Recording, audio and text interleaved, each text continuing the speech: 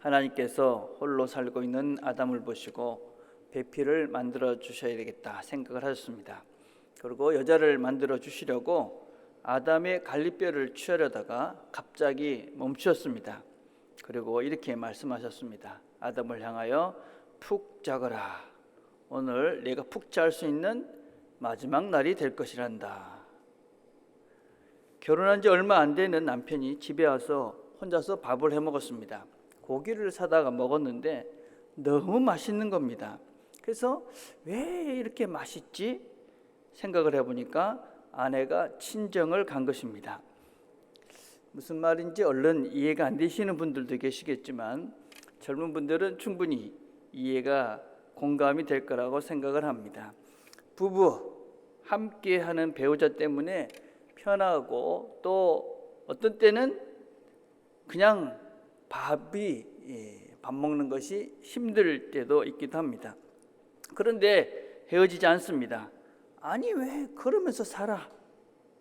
왜냐하면 헤어질 그 수많은 이유보다 함께 해야 되는 이유가 훨씬 더 크기 때문에 그렇습니다. 우리가 지금 매일 묵상 시간에 교회에 대해서 같이 말씀을 나누고 있습니다.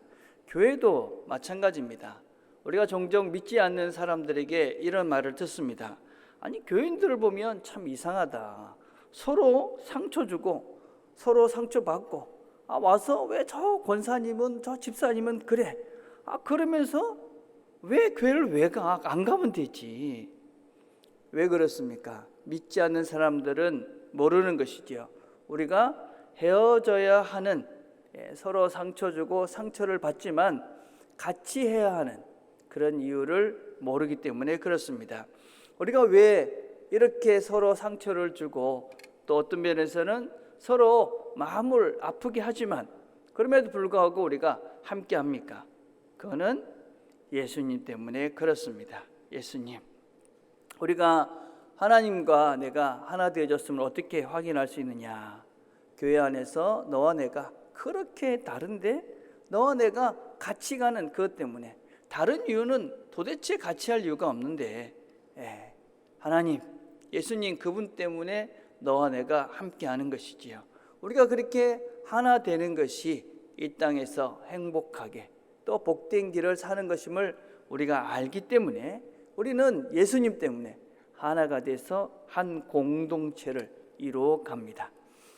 그런데 그렇게 교회가 하나 되는 것을 방해하는 것들이 있습니다. 빌립보서 2장 3절에 보니까 아무 일이든지 다툼이나 허영으로 하지 말고, 우리가 다툼이다라고 번역된 말은 영어로는 self ambitious라는 말입니다. 이거는 개인적인 야망이다 그런 뜻입니다. 이것은 에리데리아라는 말인데 이 말은 원래 정치인들이 정치를 하면서 자기를 앞세우기 위해서 자기를 과장하고 자기를 크게 보여지게 하기 위한 이런 행동들을 말합니다. 그래서 내 길을 위해서 너희들이 다 뒤로 물러서라, 그런 의미를 가지고 있는 것이 다툼, 자기 개인적 야망입니다.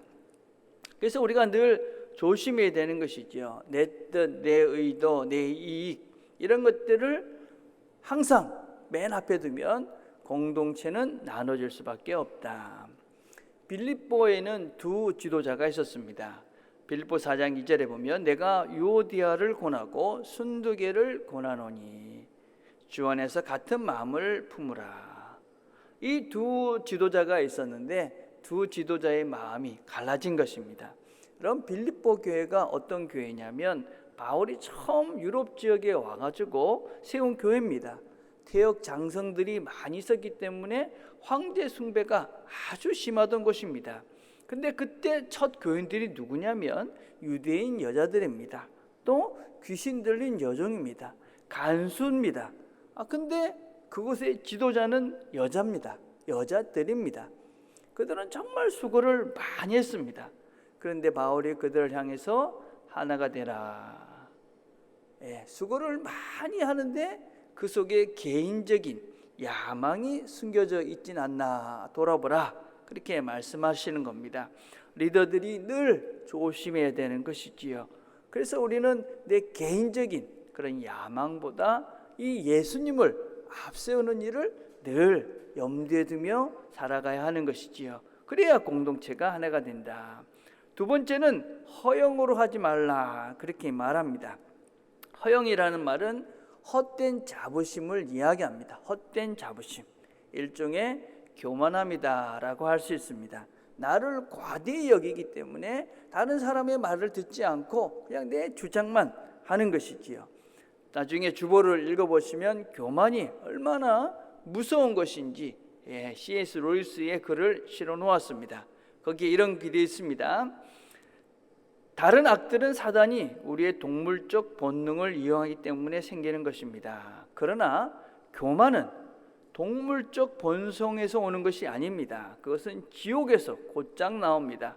교만은 순전히 영적인 악입니다. 그렇기 때문에 다른 악들에 비해 훨씬 더 교묘하고 치명적입니다. 처음 아담과 하와가 하나님과 같이 되려는 그 마음, 그것이 바로 지옥에서부터 온 것이다 하는 것입니다. 그래서 교만함은 아주 치명적인 것이다. 여러분, 내가 교만한지 아닌지 어떻게 구별을 할 수 있느냐? 누가 나한테 조언을 한 것입니다. 이렇게 했으면 좋겠습니다.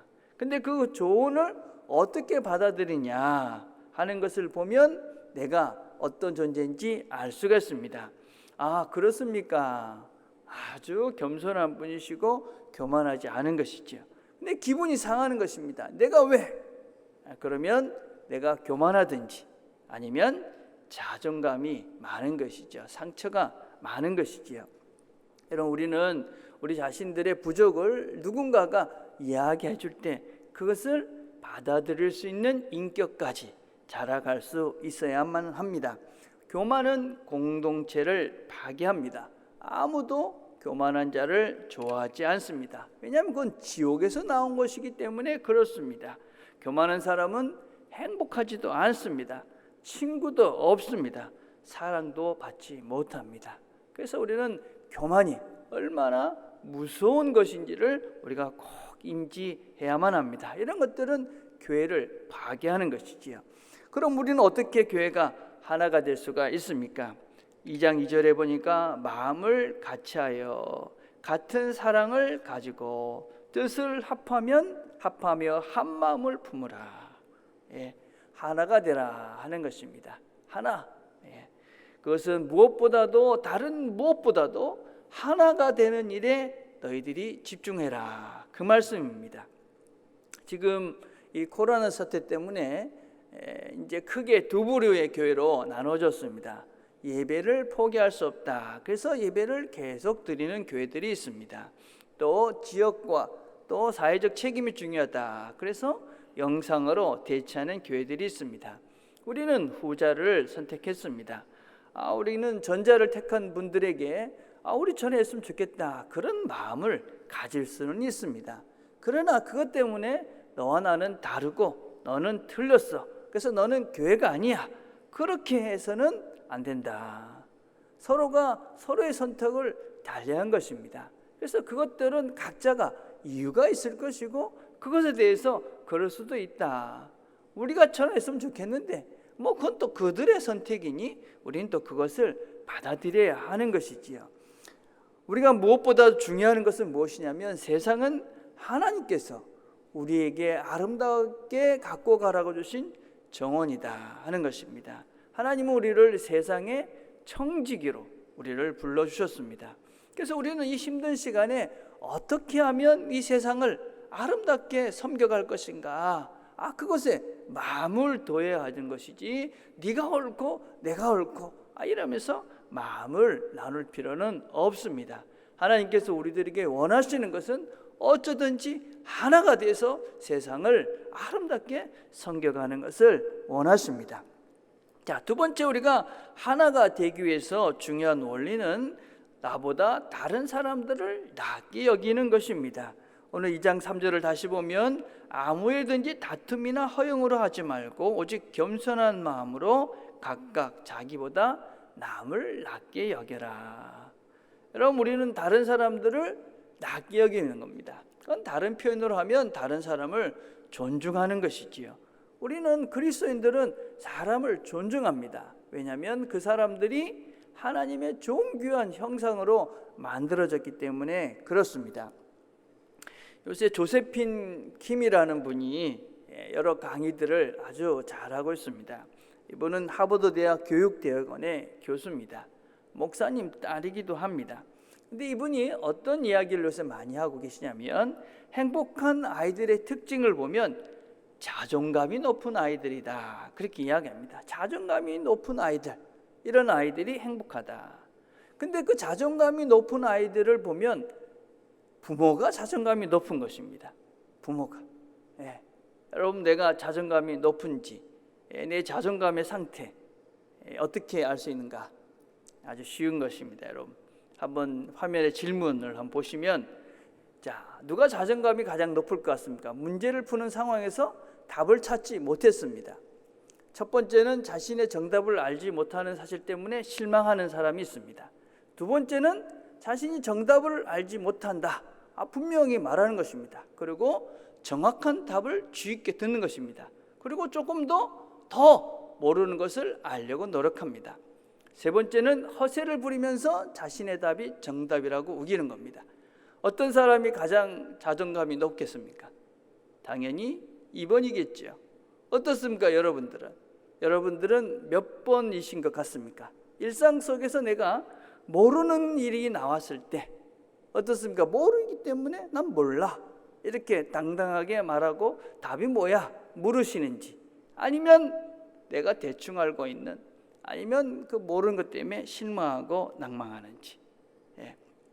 여러분, 우리가 자녀들에게 해줘야 될 가장 큰 부모의 역할은 뭐냐면 이 자존감을 높여주는 것인데, 이 자존감을 높여주는 방법은 무엇이냐면 자기가 실수를 해도 또 잘 못해도 괜찮다 이야기해 주는 겁니다. 실수하면 어떻게 하면 됩니까? 고치고 바르게 하면 됩니다. 모르면 어떻게 하면 됩니까? 모르면 배우면 되는 것입니다.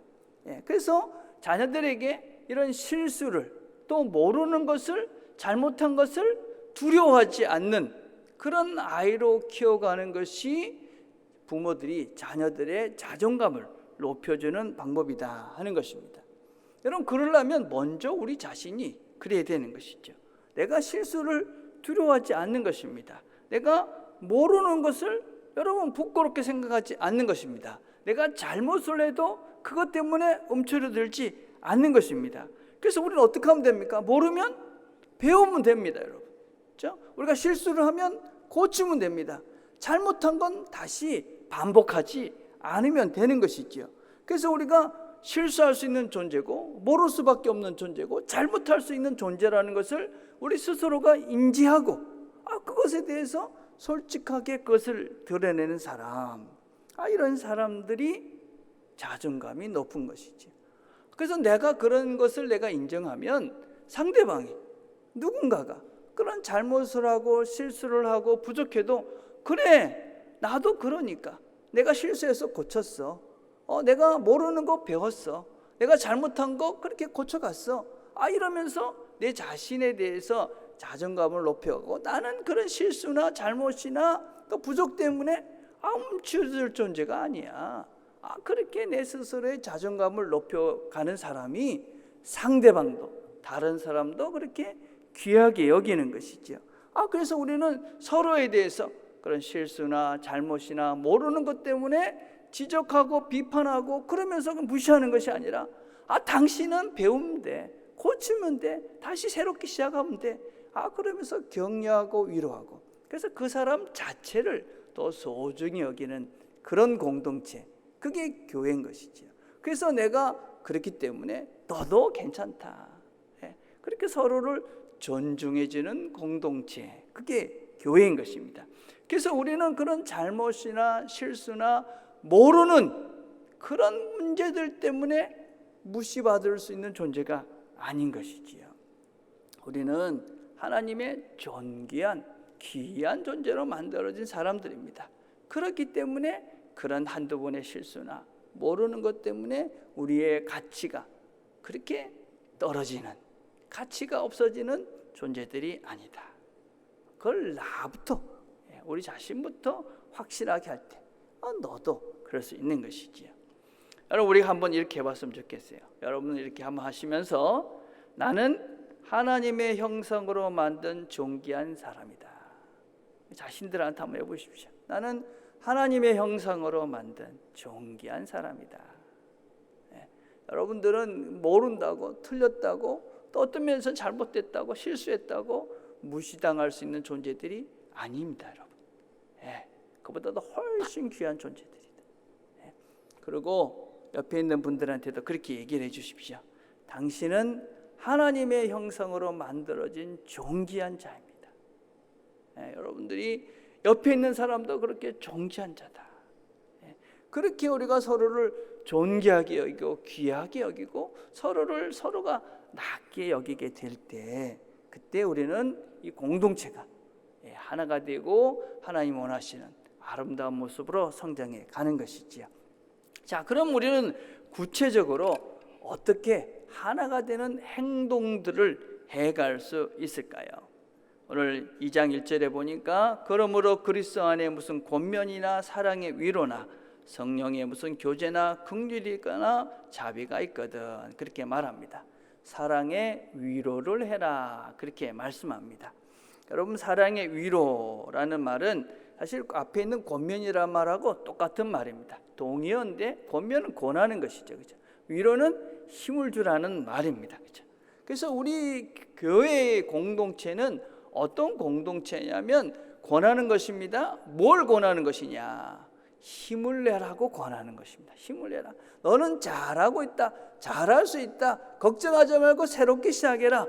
이런 권하는 공동체, 이런 사랑의 위로를 주면서 힘을 주는 공동체가 교회인 것입니다, 여러분. 교회는 넌 왜 그래? 넌 그렇게 하면 안 돼. 비판하고 판단하고 정죄하면서 서로를 마음을 아프게 하는 곳이 아니라 괜찮아. 넌 할 수 있어. 너는 그렇게 하나님의 존귀한 존재니까 실수해도 괜찮아. 잘못해도 괜찮아. 절 몰라도 괜찮아. 새로 시작하면 돼. 고치고 시작하면 돼. 그게 성령께서 우리 교회 공동체에 주신 우리 공동체가 해야 될 일들이다. 그래서 우리는 사랑의 위로를 하는 공동체다 하는 것입니다. 우리는 사실은 다 사랑한다고 저는 생각합니다. 우리는 서로가 서로를 참 사랑해요, 그렇죠? 그런데 안타까운 건 무엇이냐면 그거를 제대로 표현을 못하는 겁니다. 저는 이게 우리 어르신들을 보면 우리 어르신 세대가 훨씬 더 자녀들을 더 많이 사랑합니다. 우리 좀 젊은 세대들 보면 저 자녀들 진짜 사랑하나 이렇게 생각될 때가 있습니다. 근데 우리 어르신들은 자신의 모든 것들을 포기하시고 자녀들을 위해서 희생하셨습니다. 그런데 뭘 못하시냐면 표현을 못하는 거죠, 그죠? 표현을, 그죠? 힘내라 이러고 싶은데 너 왜 그래? 이렇게 표현을 하잖아요, 그죠? 내가 너 사랑한다. 그런데 됐어. 이러고 그냥 표현을 못하는 것입니다, 그죠? 왜 못할까? 못 들어봐서 못하는 거죠. 우린 평생 그런 말을 안타깝게 우리 시대에 저보다 어르신들은 더 심했을 것이고 저희 시대 저 밑에만 해도 이런 말들을 잘 못 들어봤죠. 힘내라, 괜찮다, 부모님들이 위로하고 격려하고 잘할 수 있다, 이런 것보다는 좀 더 열심히 해라, 더 해라, 그렇게 하고 되겠느냐, 이런 소리만 듣고 우리가 자라서 사실은 이걸 잘 못해. 교회에서도 그런 걸 잘 못하시는 거죠. 이제 시작하시길 바랍니다. 교회가 하나로 힘을 내서 가기 위해서는 사랑의 위로, 격려하고 위로하고 할 수 있다. 이번 주 이제 우리 공동체 숙제입니다, 여러분. 기도하시면서 위로가 필요하다고 생각이 드신 분이 생각이 나시거든 그냥 생각해서 머무시지 마시고 전화해서 힘들지? 내가 기도할게. 이렇게 여러분 힘을 내. 괜찮아. 넘어갈 거야.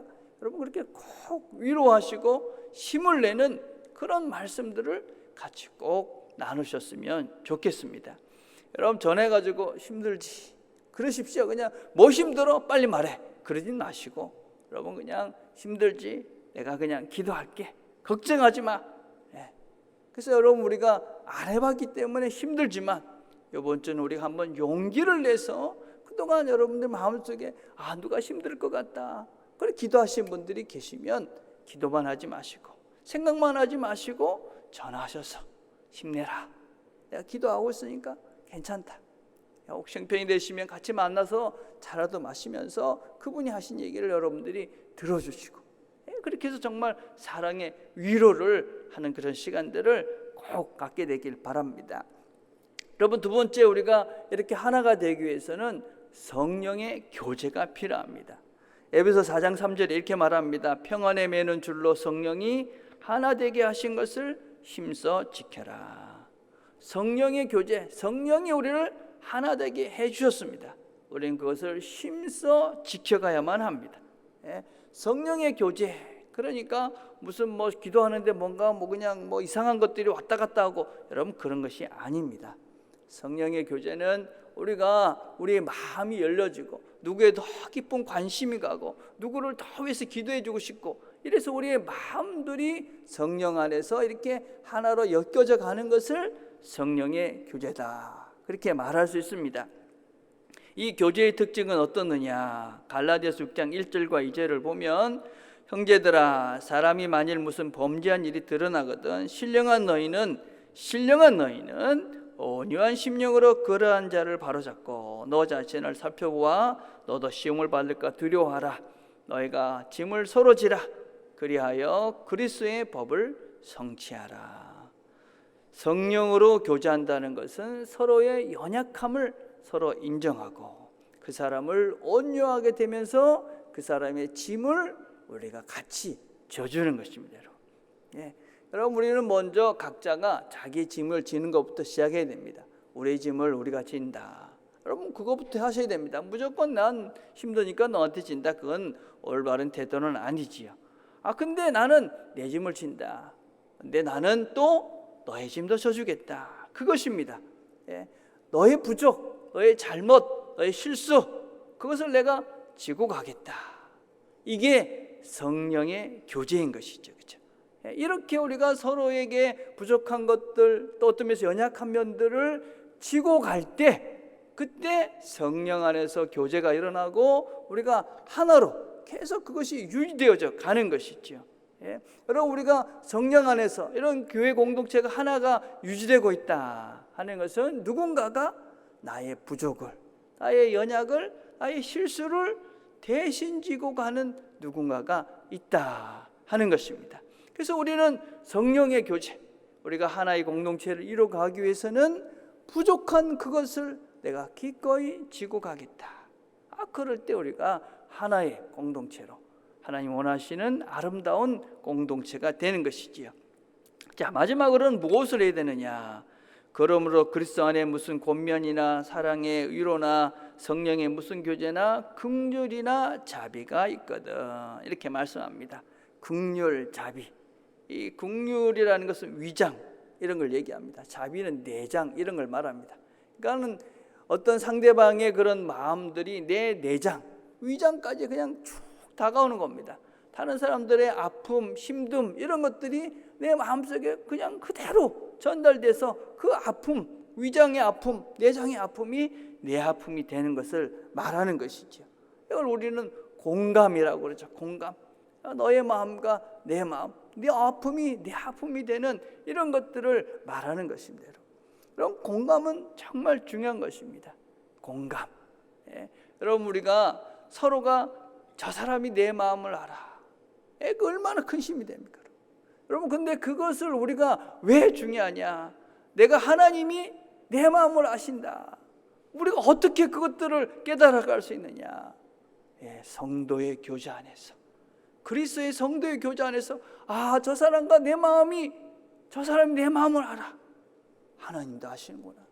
그렇게 우리가 서로가 공감하면서 서로의 마음이 통하면서 성령께서 우리 가운데 함께 하시고 하나님도 내 마음을 아시는구나. 그렇게 우리가 깨달아가는 것이지요.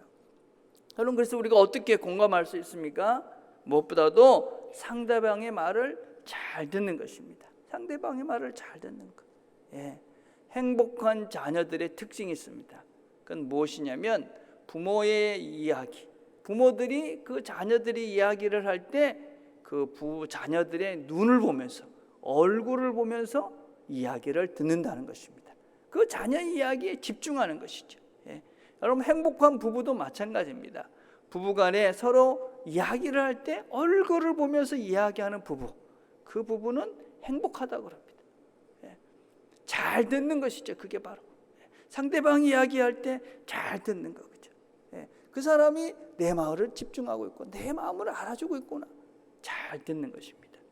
두 번째는 공감한다는 것은 그 사람의 감정을 그대로 인정하는 것입니다. 예. 그 마음을 화났어요. 화났지. 왜 화를 내? 그게 아니고 화났지. 예. 그 힘들지. 왜 힘들어? 힘들지. 예. 여러분, 그래서 그 사람이 그 감정을 우리가 그대로 존중해 주는 것입니다. 예. 마음이 상했습니다. 왜 상했냐고 따지기 전에 상했구나.